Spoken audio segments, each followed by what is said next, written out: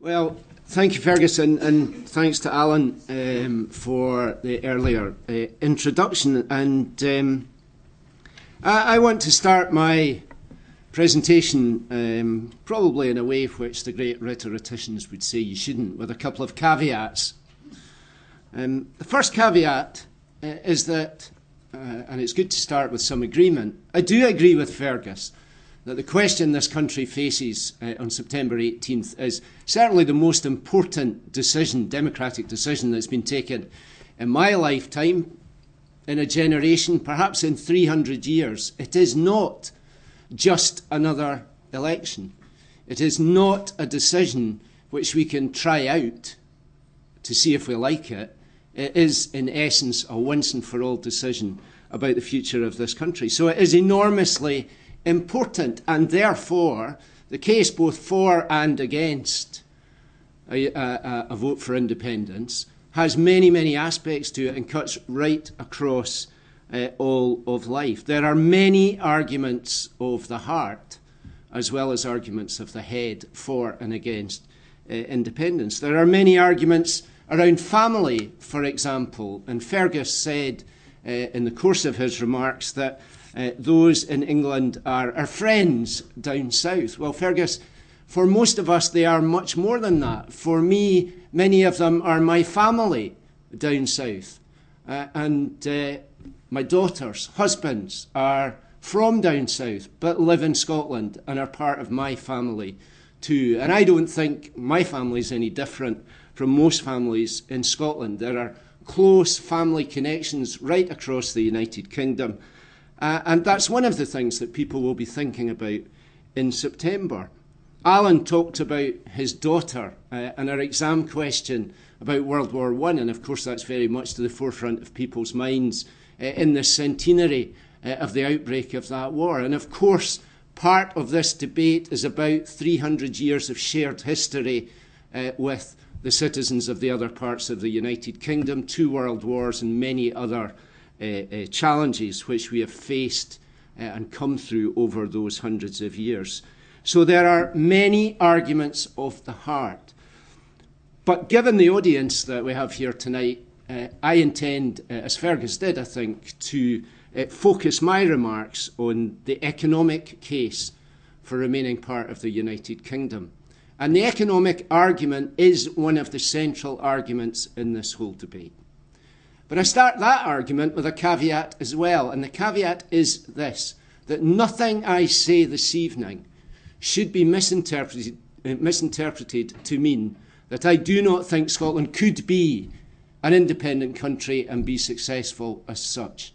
Of course it could. There are many countries as small, the same size, smaller than Scotland, who do very well. Nobody on my side of the debate has tried to argue that Scotland could not be independent. The argument for us is which is better for the future of this country and its citizens. And I think when we look at the prospects for financial and economic progress and sustainability, there are 3 elements to that. The economy and the prospects for economic growth, the state of the public finances, and the impact of September's decision on personal and private finance, for example, the sustainability of pensions or the affordability of mortgages. And the truth is, in 10 to 15 minutes, I don't think I'll have a lot of time to talk much about public and personal finances. I want to focus on the prospects for economic growth, because that, after all, is the underpinning foundation of what we can do in terms of supporting public services or the personal circumstances in which our citizens find themselves in their own lives. And I have been, as have many of my colleagues, very critical of the white paper the Scottish Government has produced, Scotland's Future, to which Fergus referred. But it is very, very clear about one thing, and that is the economic platform Scotland needs in order to move forward in the 21st century. It elaborates it in some detail, and it is this: currency union with the rest of the United Kingdom, continuing membership of the European Union, a single regulatory regime for financial services across the UK, the Bank of England as the lender of last resort for our banks, a single integrated energy market across the United Kingdom, access for Scottish companies to UK Ministry of Defence contracts, continuing access to UK-wide research funds, and of course, free movement of goods and services across the borders of the United Kingdom. And I don't think I have to point out to you that these are all things which we have already. This is the economic case for the United Kingdom. And the truth is that it runs like a golden thread through the Scottish Government's own white paper. And it is a positive case for the union of the United Kingdom. It's a positive case because it is the platform of opportunity which we can and have in the past grasped in order to create wealth and economic growth and prosperity for our people here in Scotland. It is this platform, for example, which allows a company like Standard Life to be headquartered in Scotland, to employ 5,000 people in this city, plus all of the supply chain around that, but to do that on the basis of 90% of a customer base in the southeast of England. Or in a different sector altogether, a company like Scottish and Southern Energy. It allows that company to be a company headquartered in Perth, to generate and produce energy here in Scotland, but again to do that on the basis of 90% of its customer base being in the southeast of England. It is this platform of opportunity which allows BAE Systems to build aircraft carriers across the Forth in Rosyth and across the country on the Clyde. It's even this, and I noticed this in a newspaper the other day, the most iconic of Scottish companies, Bars, Iron Brew, made from girders, who in their annual statement a couple of weeks ago pointed out that their market share, their market penetration is higher in England and Wales than it is in Scotland, and the growth prospects for that company lie in the English and Welsh markets. Or if we look at our new industries, renewable energy, an industry to which Fergus has devoted enormous time and commitment, an industry which I believe, as he does, is one of our best opportunities into the future.